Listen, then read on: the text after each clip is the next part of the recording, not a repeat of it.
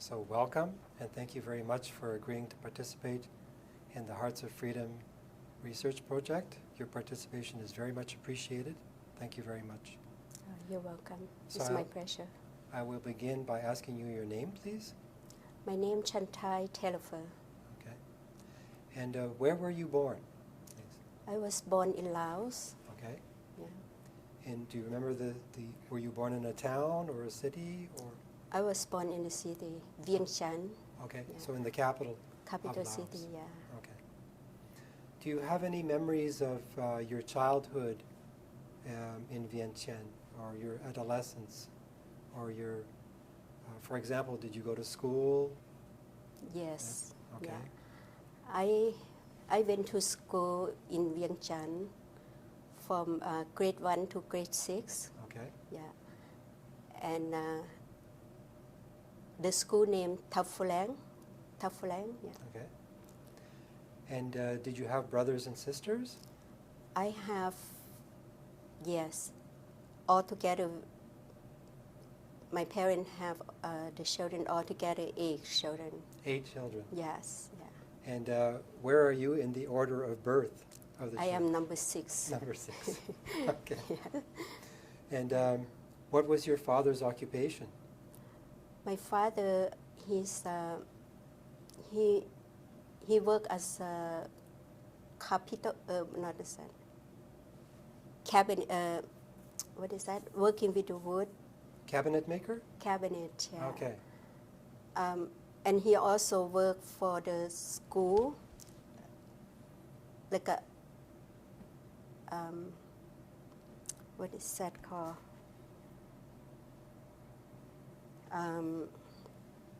Medicine school, but he worked in the building, Okay.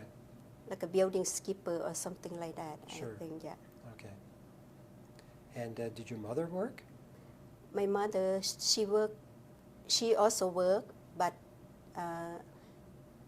she make food at the house, then go sell in the market. Okay. Yeah.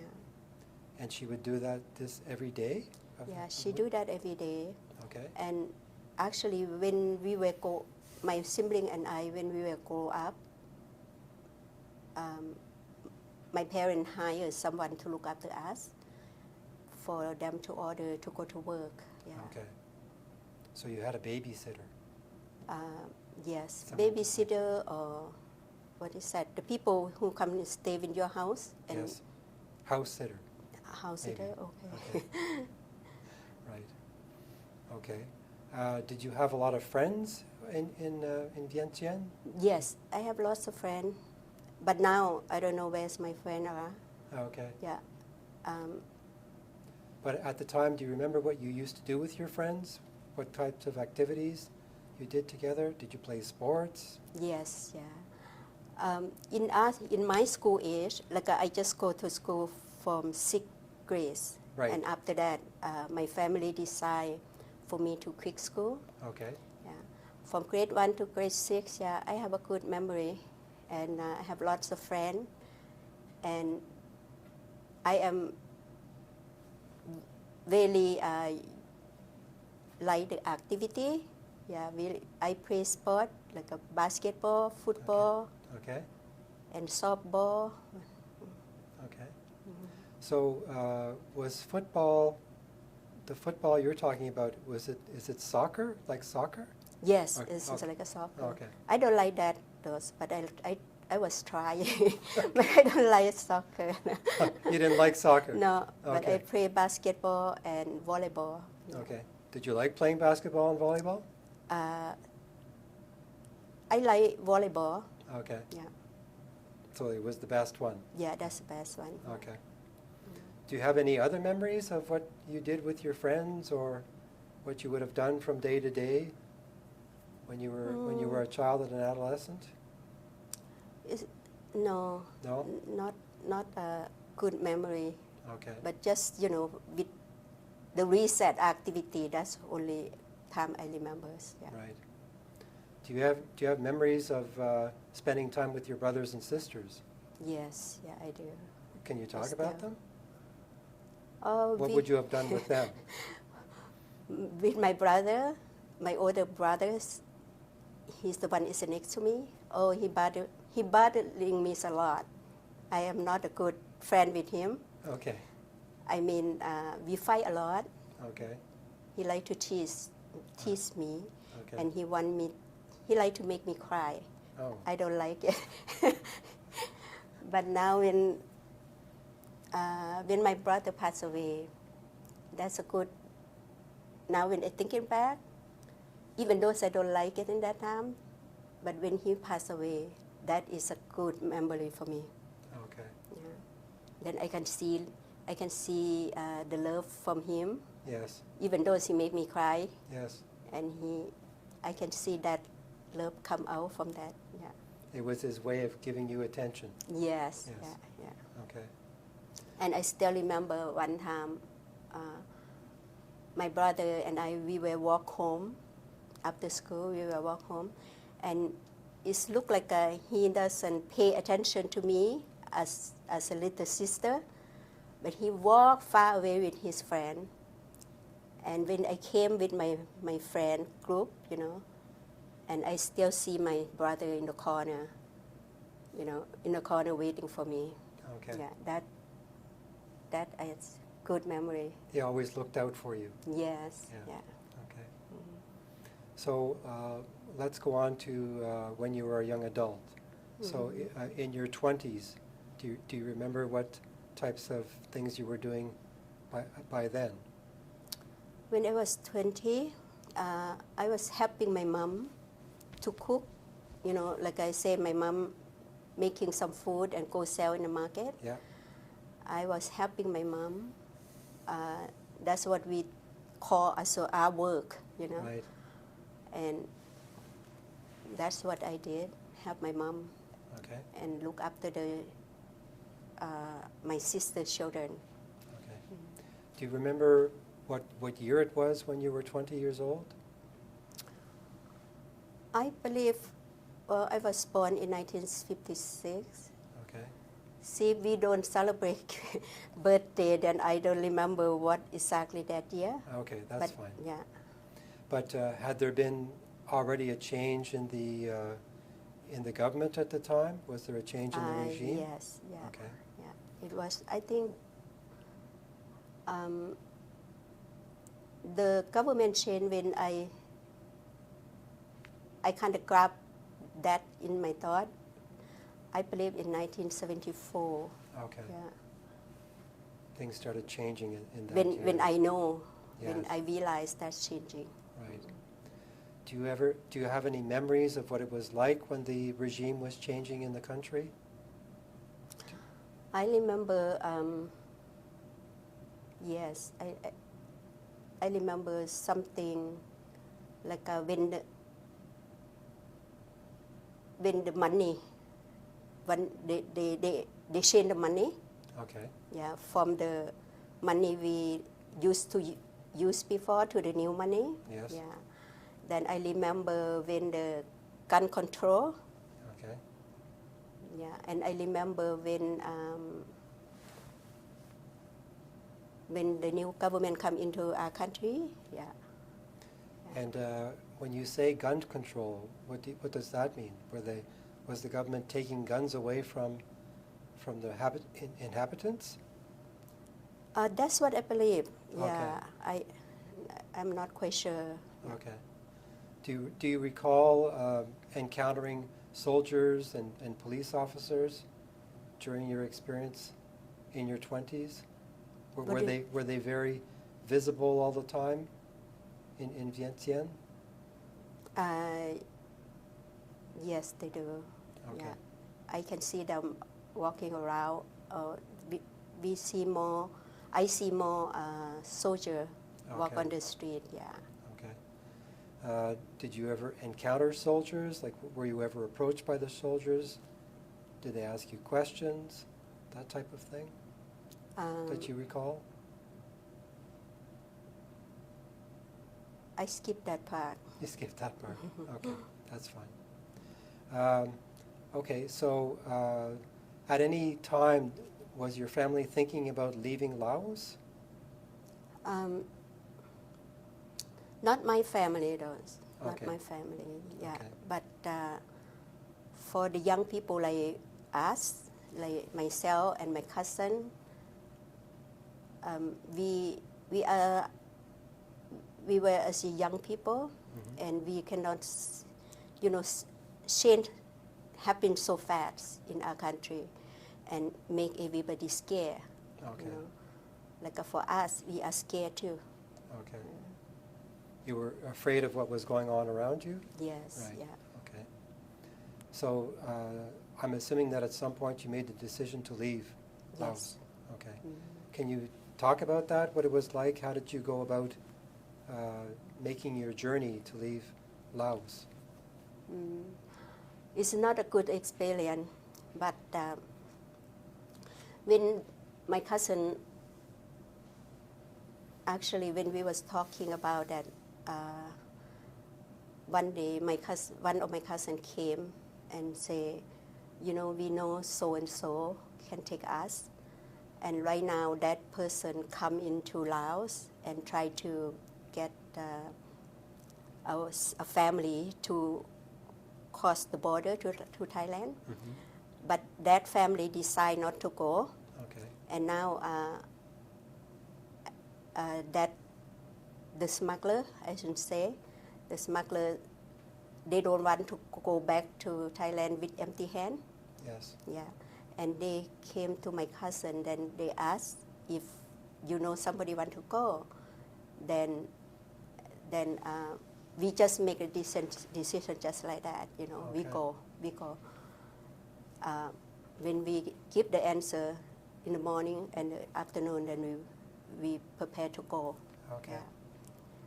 And when we go, the smuggler, as I say, they came to Laos to get the family. But now it's just 3 women, 3 young women decide to go with them. Okay. And now they have 3 young men and 3 young women, And actually they have, beside us, they have another man as a passenger or Yes. whatever we should say, Mm-hmm. and came along with us. But one guy take me, and another guy take my cousin, another guy and that man take another cousin, and we went for 3 boats.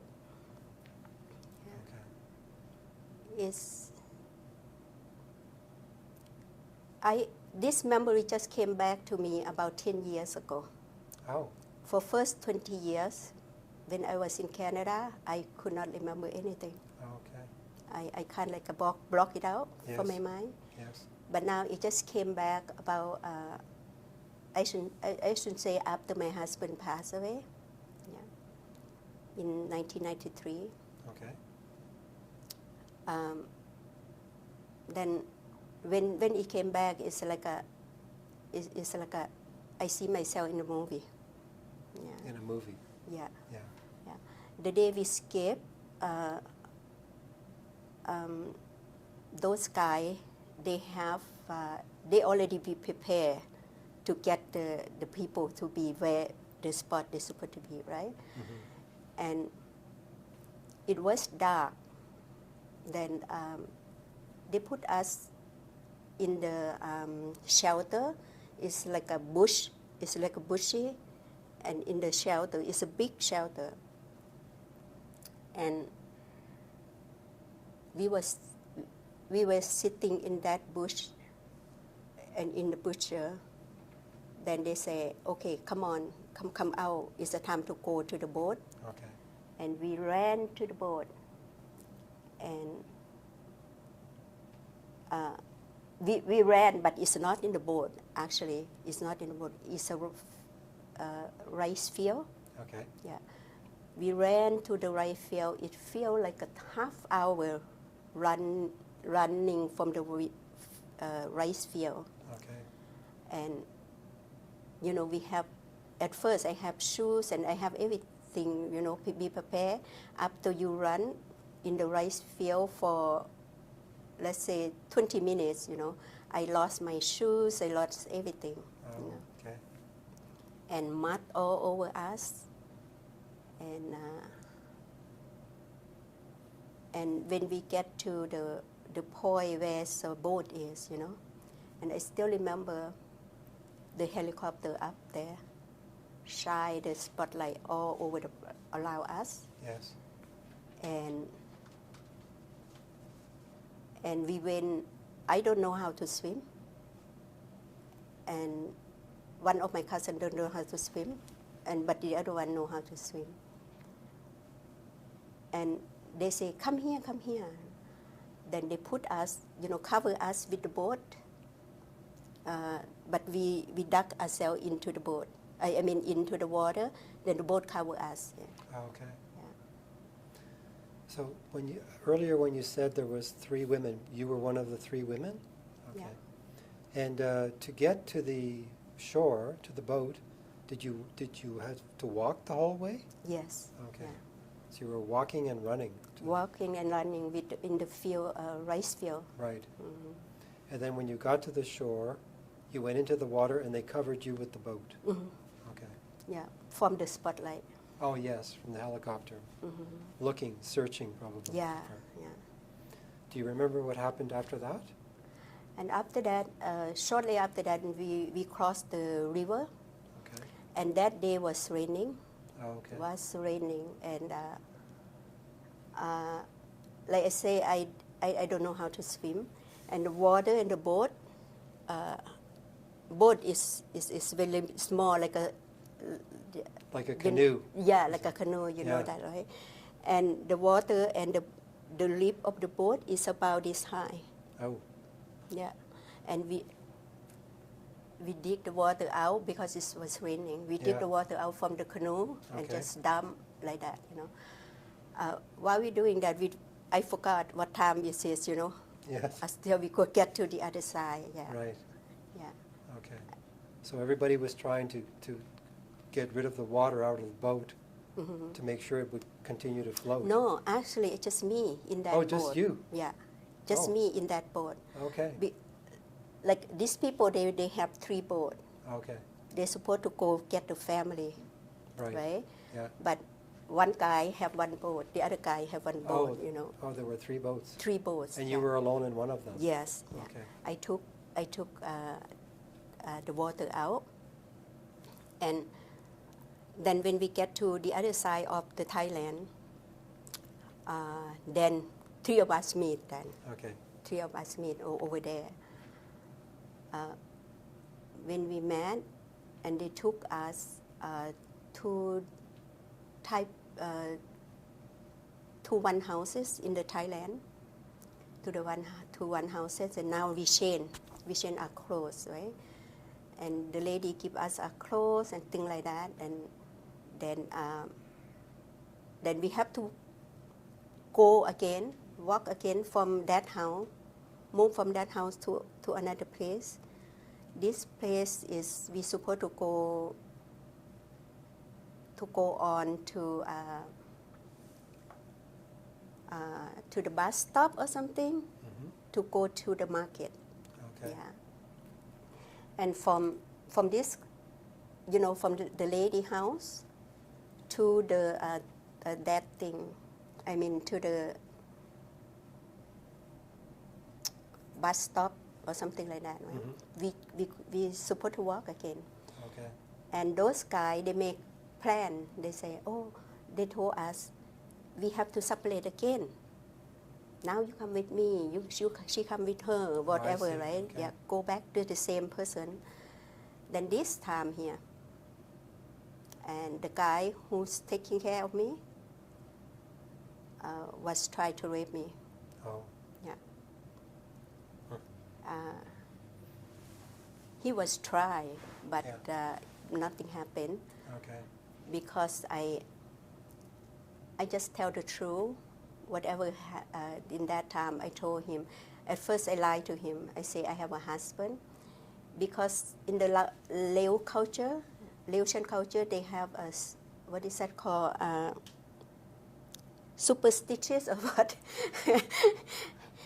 Those people, what I heard, okay, people tell us, oh, they are, they are superstitious and they don't, if they want to have sex with you, Mm-hmm.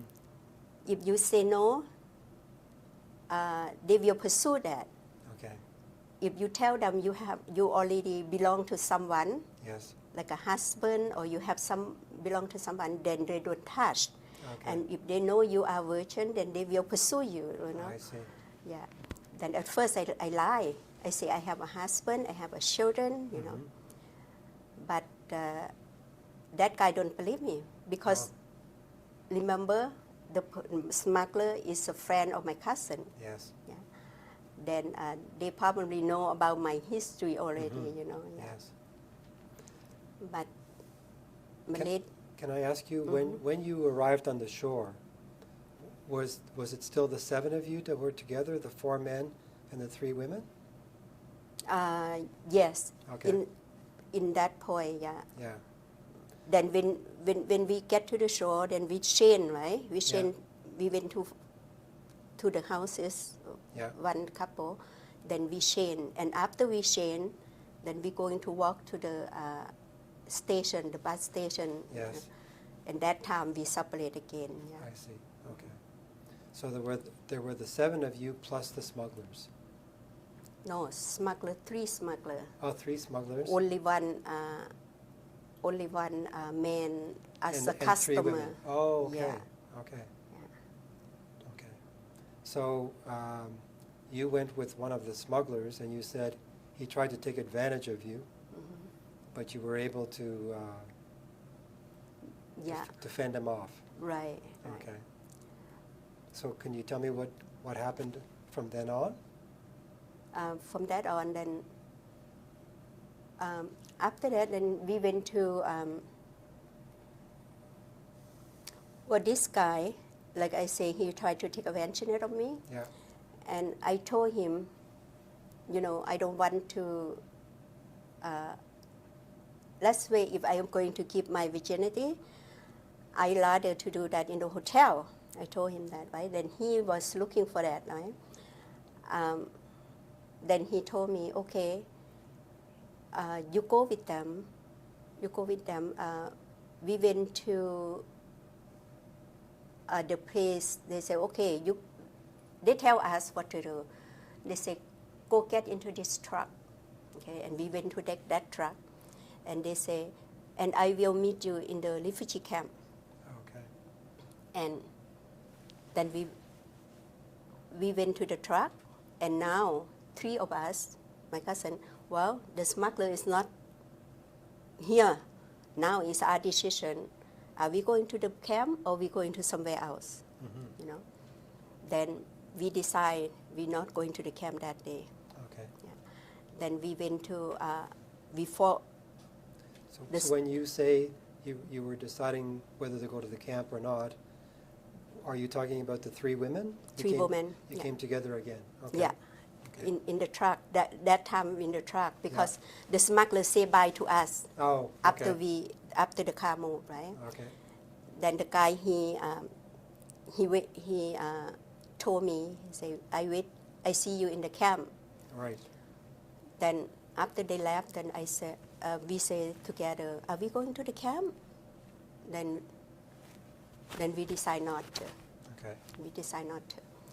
And because I have a sister who live in Bangkok, who live in Udon, that time with her husband. And then my another cousin have a sister live in Bangkok. Then we don't want to go nowhere except, come to the, skip out from the country for a little while until our country getting better, then we go back. Yes. Maybe we can stay in Thailand and work, and while our country is not stable yet. Mm-hmm. And that's what we plan to do. And after that, I know my sister phone number. And then when this truck took us to the market, then in those years, in those time, we have to go to the payphone or ask the lady or ask people to borrow the phone, right? Mhm. Then I don't know. For now, when I look at back, I say thank God for everything, you know. Yes. In that market, we don't know these people, and three of us wet without our clothes. Then we saw one house. We saw one house is, the door open, just a little bit open. Then we went to shake the door. In Thailand, they have a steel door and they pull, close, and we just shake the door. Then this lady came to open the door. Then we asked them, I don't know, my cousin asked or I asked, I don't remember that time, but we asked that lady, can we use the phone? Can we use your phone and to call my sister in Udon? Mhm. That is a long distance. Eh? Then when I give the phone number to that lady, and the lady say, whose phone is it? Then I say, this is my sister. Every time when I talk about this, I got a goosebump. Oh. And the lady say, this is my best friend. Phone number, yeah. Oh, wow. Yeah. Then right away she contact my sister. She say, your sister here in my house. What a coincidence. Yeah, that's what I say. Every time when I talk about this, I have a tear in my eyes. And when I look at back, God in my control my life, you know. Yeah. And after that, my sister say, oh, don't let them go nowhere. I come right away, from Nong Khai to Udon. Mhm. And I come right away. Then she came to pick us up. Then I went to live with my sister. And after that, my cousin, and who had a sister in Bangkok, went to live in Bangkok. I live with my sister in Udon. Okay. Yeah. Before you continue, I wanted to ask you, when you took the boat to get to Thailand, did you have to pay the smugglers? No. No? Okay. No. We did not pay smuggler because they come with empty. They come to get someone. They go Okay. in the empty hand anyway. Right. What I understand, they want to have sexual with us. Right. That's a payment for them. I see. Okay. Yeah. Right. Okay. So you were able to get to your sister's house, Mm-hmm. and can you describe what went on in that period? Did you stay with your sister for a long time? Or? When after that, and my sister, that time, I also have my younger sister, and my younger brother live with my sister. Okay. And They were already there. they already there. Okay. Yeah, I came last. Then then my sister say she want me and my sister to have something to do, like going to school and learning, to doing something. Then she sent me to learn how to sew, Mm-hmm. how to do the dressmaker or thing like that. Mm-hmm. And my another sister doing hair, like I become the hairdresser, and she paid for that.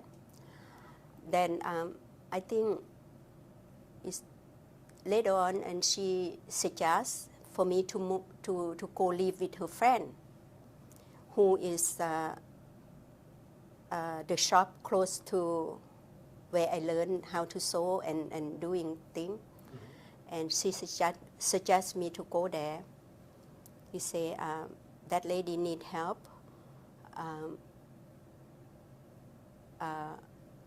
She will pay you if you go there. Like I go there and and cook and clean in her house, and it's like a, what do they call, when people come and live with you, and not a housekeeping.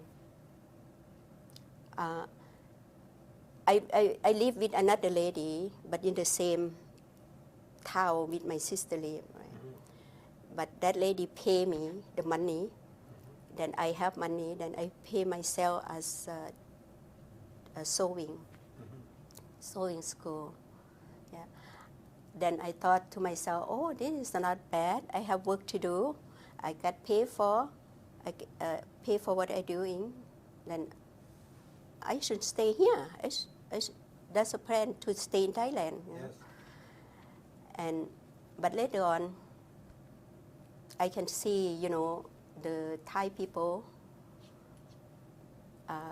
when they know my sister and my brother live there as an alien, they try to get something for my family, right? Mm-hmm. My sister and my brother-in-law, and we were really uncomfortable. Then we left. Okay. My sister came to the refugee camp first, but I still want to continue living in Thailand. Then I moved from Udon to Bangkok. Yeah. Okay. In those period of time when I was living in Bangkok, and now I work as a sewing person in a shop, making dress, making clothes for people. Mm-hmm. For those period of time together, I can say about 3 years I live in Thailand. Okay. Yeah. Specifically in Bangkok. In Bangkok, at least 2 years. Okay. 2 years. In Udon, 1 year. Okay. A little bit over 2-3 years. Then I can see my future is not going nowhere. Mm-hmm. Everywhere I go, people try to. I live with my cousin, and people try to take advantage of my cousin because we are there. Yes. As an alien. Then to be safe and to everybody to be safe, then I decide to come back, go to the camp. Okay. Yeah. And what happened to your other brothers and sisters when you were in Bangkok? They already escaped. They already go to camp. They had gone to the refugee camp. Yeah, they got And which refugee camp was this? Nong Khai. Nong Khai. Nong Khai, yeah. Okay. Mm-hmm. So after leaving Bangkok, you decided to go to Nong Khai. Yes. Okay. Mm-hmm. And when you arrived in Nong Khai, were any of your brothers and sisters or any relatives there? Yes. Okay. Yeah. My sister, the one I mentioned, Yes. she left Udon first, and my brother, she left Udon and she went to Nong Khai. Okay. Then when I make the decision I am going to the camp, then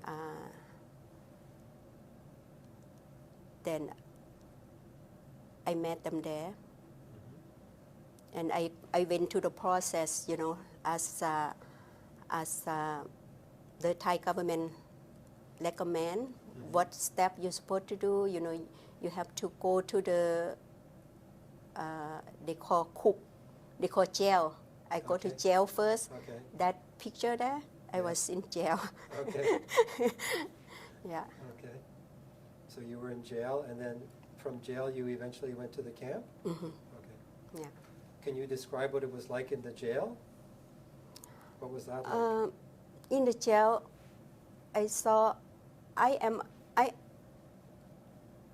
I consider myself as I don't have a hardship in there, Mm-hmm. because I see some family, they have young children, they have 4, 5, a young couple have 4, 5 kids, and they are struggle. Mm-hmm. Then I am alone, the single person, and in this age, Yeah. I don't see myself as struggle because I see somebody else struggle than me, you know.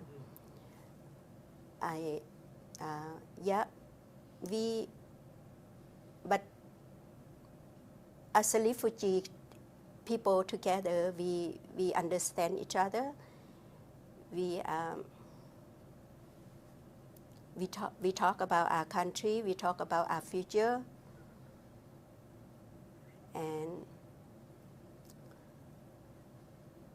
but even though I say now, it's not a hard time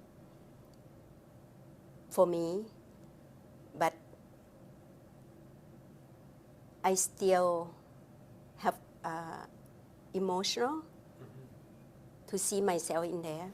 Yes. When I look it back, to see myself in there, you know, we share the washroom. How many people? 1,000 people live in the camp. We share the washroom. Let's say 2,000 people is only 5 washroom, 4 washroom, 5 washroom or 10 washroom, something like that. And when we go to take a bath, and no privacy, nothing, no privacy, you know. And it's really shame for time to be a young woman, to be a young man, you know. But for the children, they don't know, right? You know, sometimes we are walking on the, sometimes, you know, the camp is everybody room here, the walking area just like this, you know, go down. And the young, beautiful woman go to the washroom, everybody know. You know, that's... You're describing what it's like in the Nong Khai refugee camp. Okay. But can I ask you, do you remember how long you were in the jail? Were you in the jail not very long. Not very long. I think I was in jail maybe less than 2 weeks. Okay. So then you would have been transferred from the jail to the Nong Khai camp. Right. Okay. So what you remember from the Nong Khai camp was that there was no privacy if you used the washrooms or if you wanted to take a shower or anything like that. Yeah. What about, did you find a comfortable place to sleep while you were in the camp? Was that possible? The comfortable, actually, as a Laotian person, we are accustomed to, you know, sleep on the floor with family and friends. We are accustomed to that. And no, So you slept on the floor? I slept on the floor with my sister, my cousin, and it's normal for me, you know. The uncomfortable is just the washroom and taking a shower. Yeah. And what about food? Was there food available every day? No. Food, we were struggle with food. Okay. And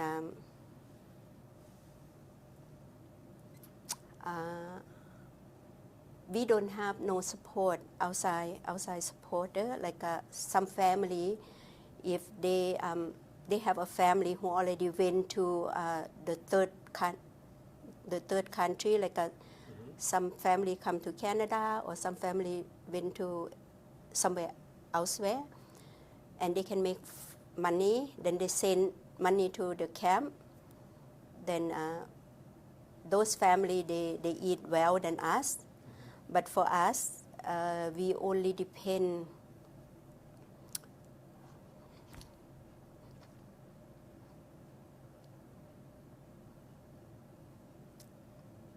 Sorry. That's okay. Take your time.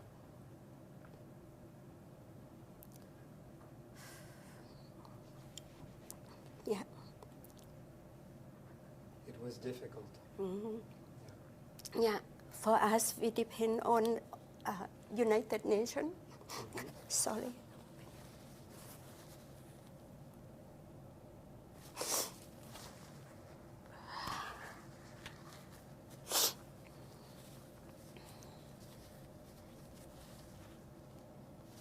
And yeah, we only depend on with United Nations, and sometimes the family from outside, like my sister, and come to visit, and they bring some food,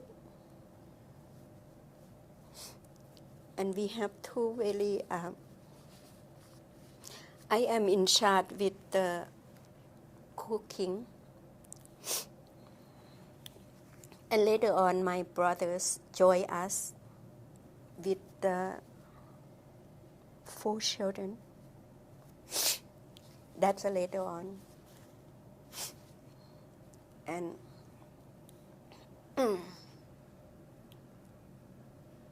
when I remember is I think twice a week, once every 2 weeks, the United Nations come and give us rice, give us meat, give us fish, and we have to spread that, this food is for 2 weeks. Yes. And we have to respect that and eat as, for survive. Make it last for 2 Yeah, weeks. make it last for 2 weeks. But how can you make food last for 2 weeks if you don't have fish to put the, to get the nutrition? Mm-hmm. And that we have to figure it out. And that's why I am in charge to make sure food is last, because my needs is very, very small. And I boil fish, to make sure it cook and safe. Mm-hmm. Yeah. Then stretch it out for 2 weeks. Yeah. Okay. Do you remember how long you stayed in the non-Kai camp? I believe, I don't remember much, maybe less than 1 year. Okay. Yeah, less than 1 year. Okay. And do you remember what you would do on a daily basis when you were in the non-Kai camp? Did you have opportunities to participate in any activities? Was there a temple? Did you do any work? We don't have work there. Okay. We don't have work. Maybe some people have work, but work is people from outside camp, mm-hmm. like a Thai people, and if they need the manpower or something, and they come and get to hire people in the camp. Okay. But we have to sneak it out, to make Right. that.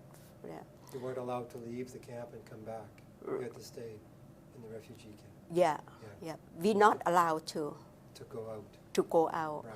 But people, they are sneaking out to go Right. for work, Yes. Yeah. Yes.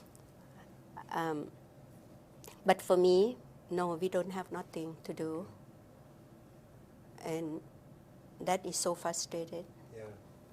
And for some people, we just hang out together and make friends.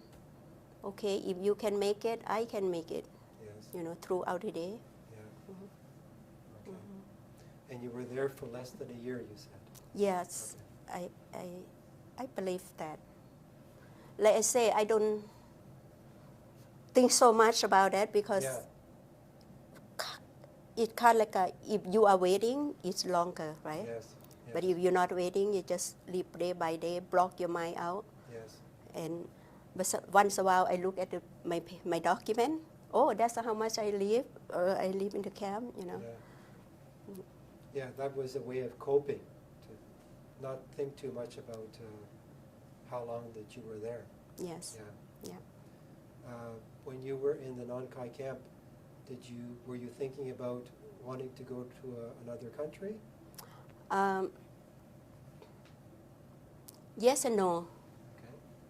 I wish the country get better, then I can go home. Yes. And I wish I can go to another country, mm-hmm. to work and help my family and send money back home and get the family, thing like that. Yeah. But in that time, and also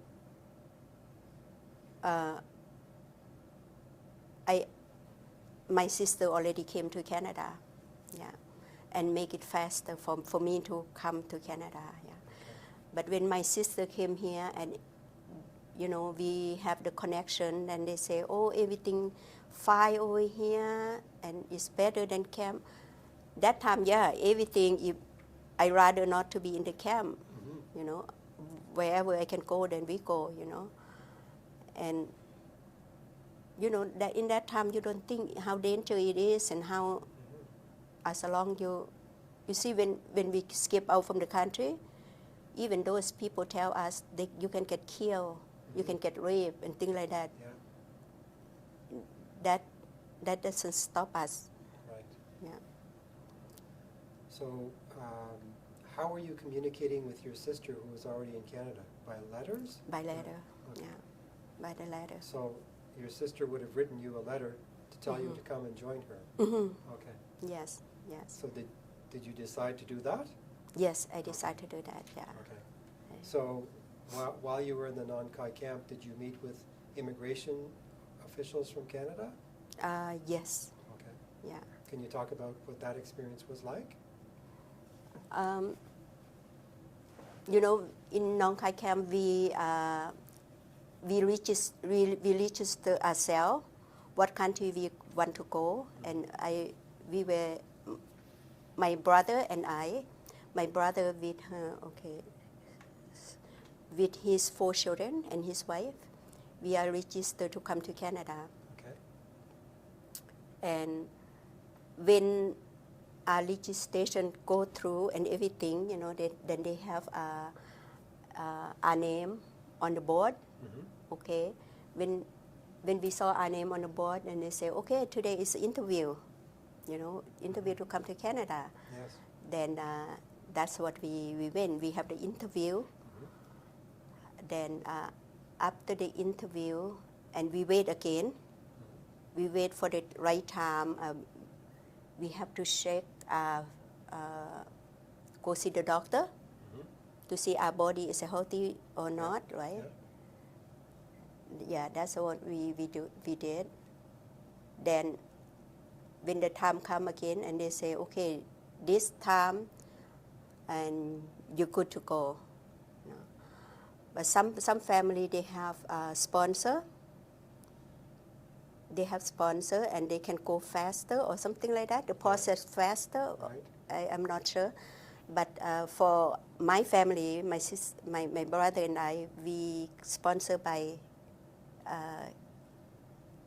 government, Canada of government. Okay. When you met with the Canadian officials, could they speak Laos, or did they have interpreters? They have interpreter. They have interpreters. Yeah.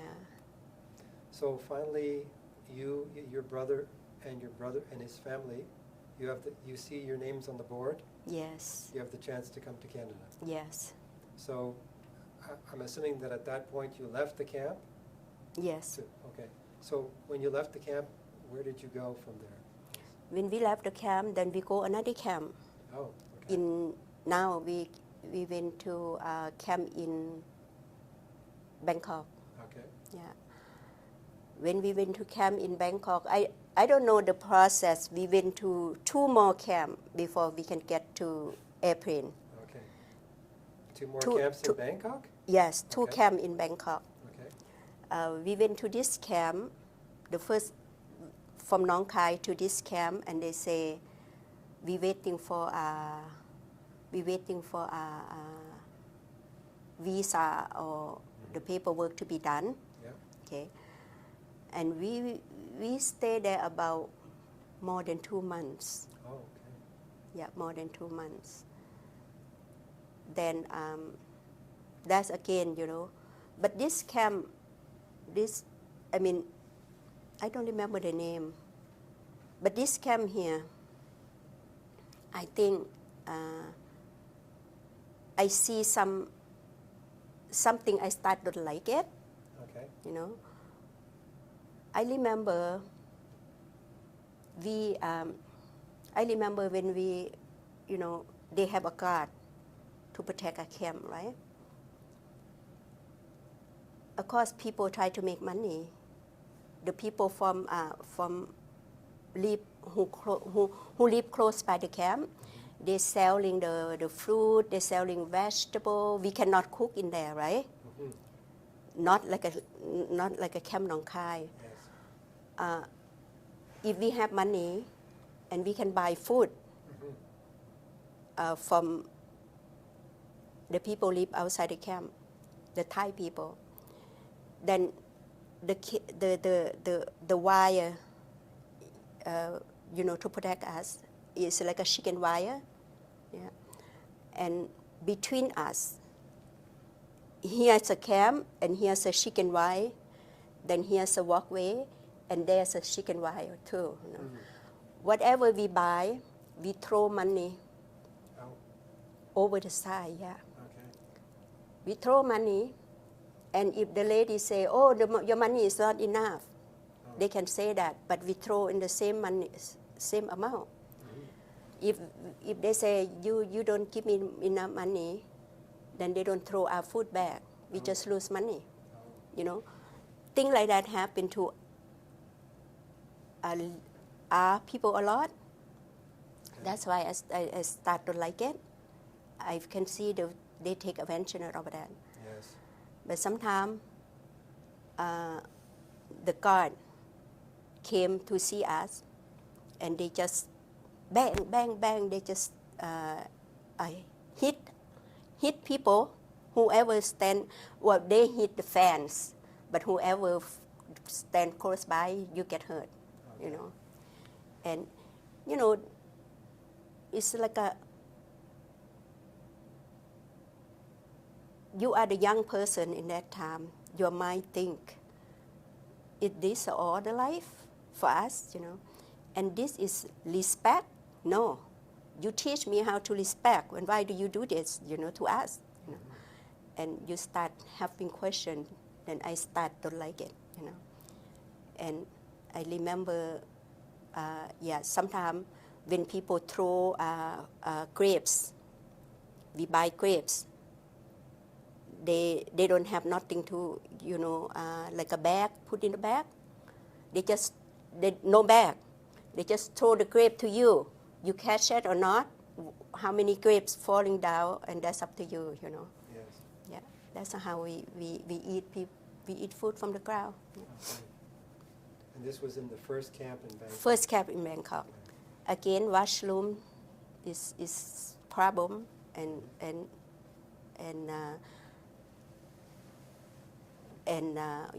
taking a bath, things like that, Not just for me. Yes. We complain about it. I mean, we don't complain about it. We talk about it. But we are thankful to have a washroom, to have a water we can take.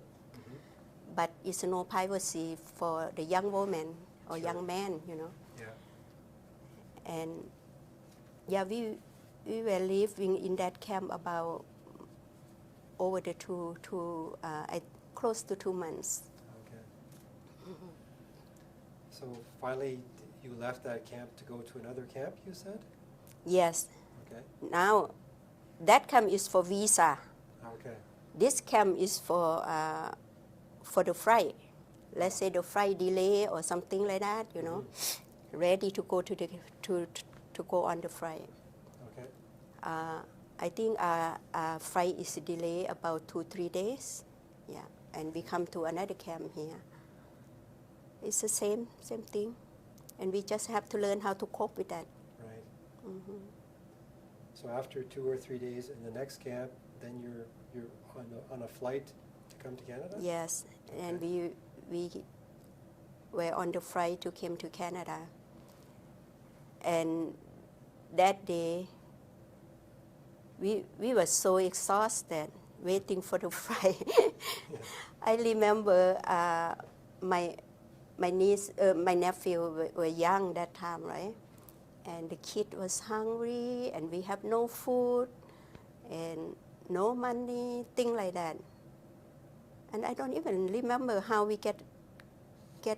We must eat some things. Otherwise, but I remember kid was hungry. Yeah. Yeah. So finally, you board the plane. Yes. Okay. Yeah. So you board the plane, and the plane lands where in Canada? In Montreal. Montreal. Hmm. Okay. Yeah. So you arrive, it would have been a military camp. Yes. Okay. Yeah. And could you describe what that was like when you arrived there? I was sick. Oh, You know, we travel airplane sick. I don't remember as much. yeah. Yeah, the bus take us from the airport to the building. Mm-hmm. Yeah, that I remember, but I don't see how beautiful Montreal is. Okay. And we came in, in January, February. Oh, It's it was very cold. cold. Yeah, Yeah. yeah. When we get to Montreal, it's already dark. Okay. It's already dark, and I don't know what time, but they serve us supper Okay. in the camp. I mean in the Montreal. Yes. Okay. Do you remember how long you stayed there for that period? About 1 or 2 days. Okay. Yeah, one or 2 days. Okay. Mm-hmm. And then what happened? Then we get on the flight again. Okay. Came to Canada. Came to Winnipeg. Winnipeg. Okay. Yeah. When we came to Winnipeg, is in the morning. I believe because it's a daylight. It was daylight. Yeah. I remember they say the person who make announcement. I don't know what they say. I don't know any English in that time. I just heard Winnipeg, right? Yeah. Then I was looking down from the airplane like this. Where's a house? They say, where's a house? We don't say anything. It's just a snow white, Yes.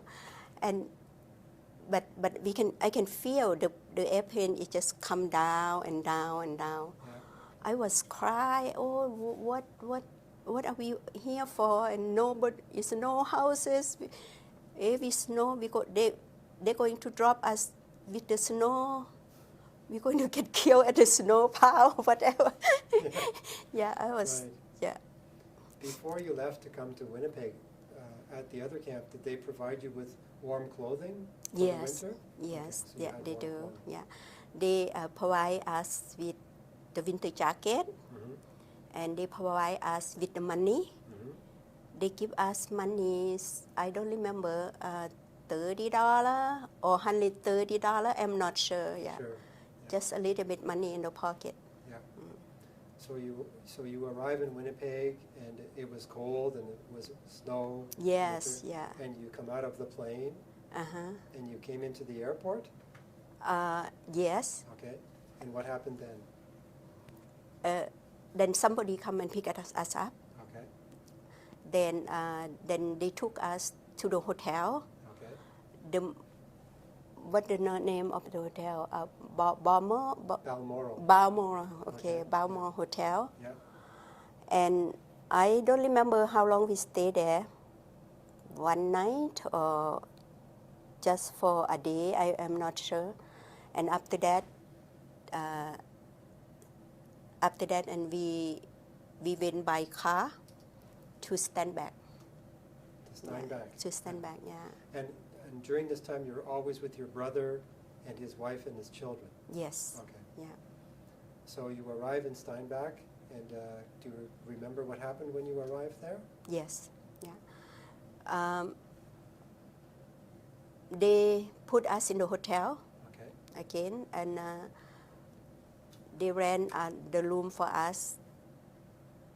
My brother and his wife, one room, and I have another room, but we connect together. Yeah. And they told us, you're going to live here until you get a house.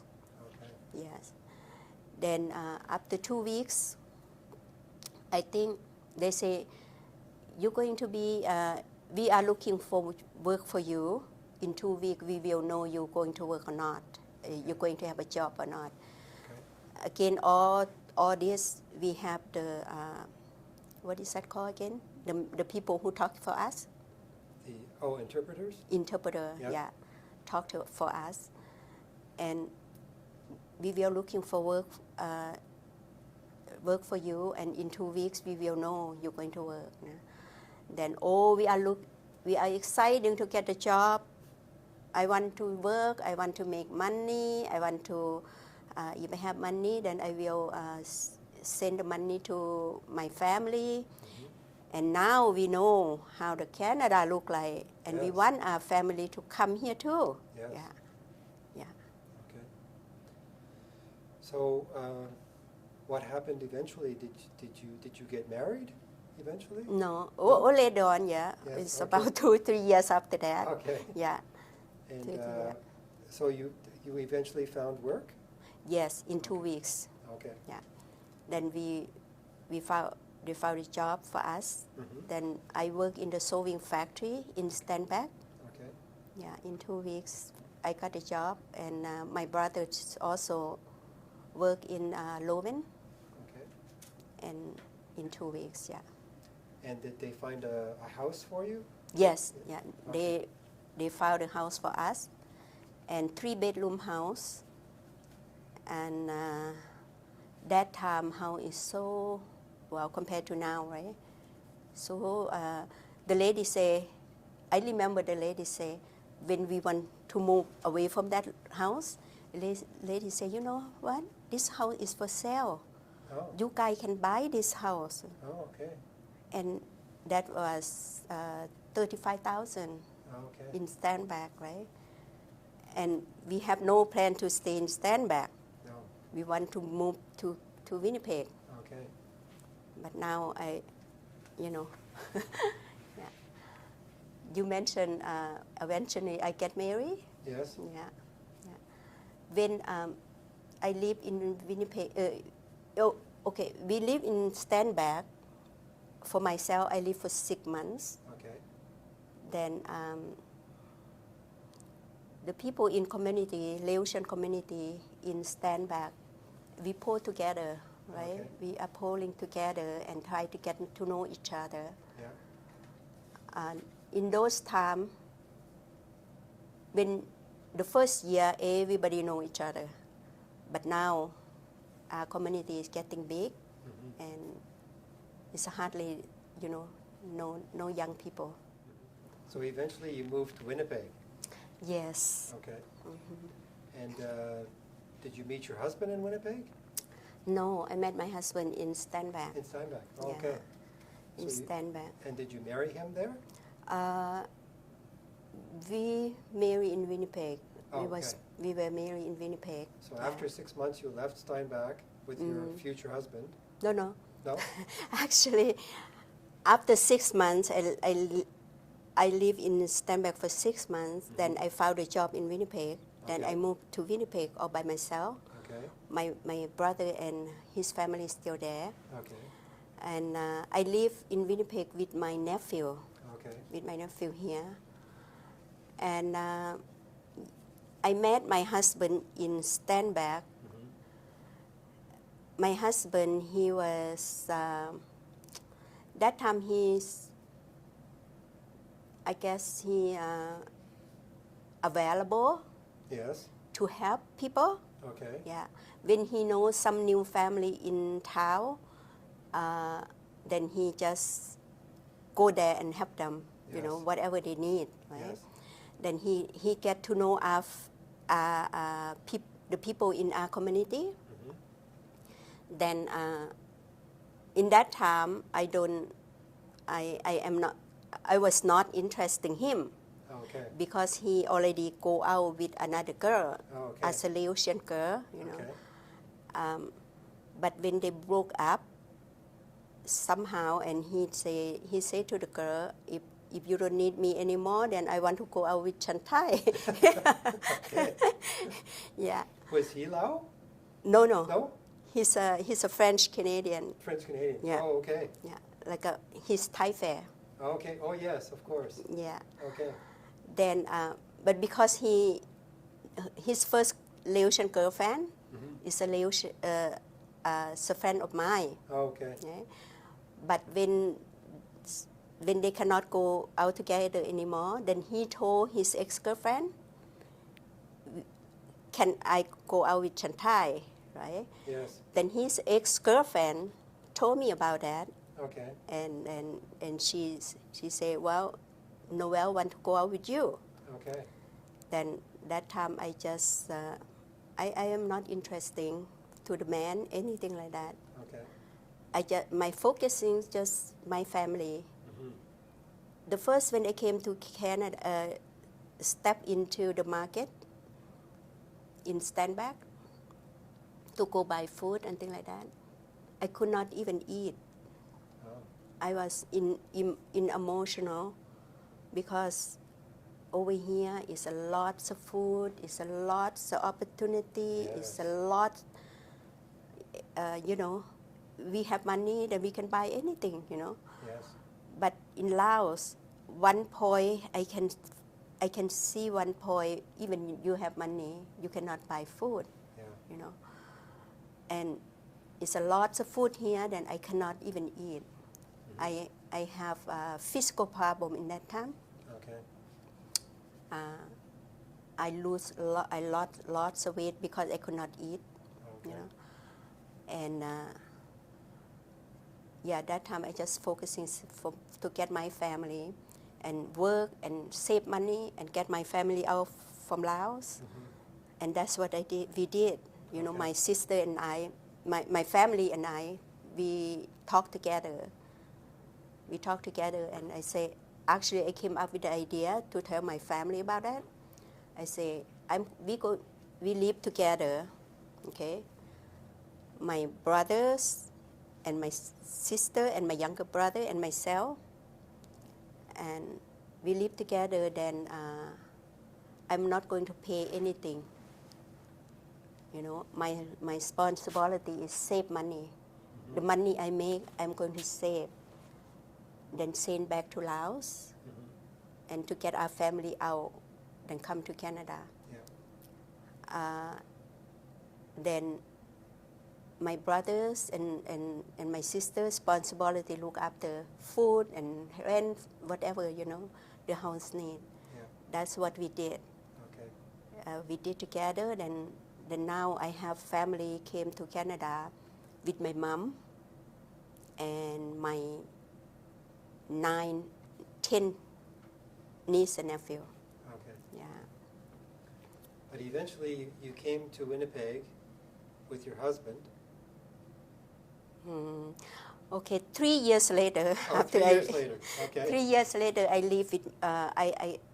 I start going out with my husband. Okay. I am okay now with him, and Right. then yes, we get married in Winnipeg here, in Saint Boniface. Somebody fast? Yeah, Saint Boniface. But we do our wedding is like a Laotian style. Okay. Yeah. And we've been married for 10 years before he passed away. Yeah. Okay. Mm-hmm. Okay. So you carried on after that, of course. Yes. After your husband passed away. Mm-hmm. Did you remain single? Yes, I am. Okay. Mm-hmm. So are some members of your family here in Winnipeg with you? Yes. Okay. Yeah. My sister and I could not have children with my husband. Okay. Yeah. My sister have 3 children, and my brother, the one have 4 children, Mm-hmm. and my brother passed away also. Oh. Okay. Yeah. Then right now I just have my sister here, my younger sister, Mm-hmm. in Winnipeg here, and my younger brothers in Vancouver. Oh, okay. Yeah. And I have lots of niece and nephew.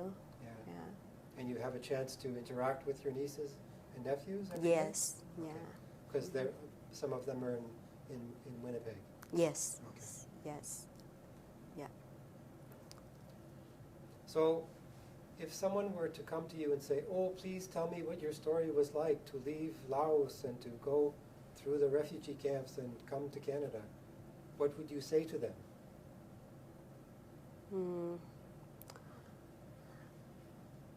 What do I say to them? Mm-hmm.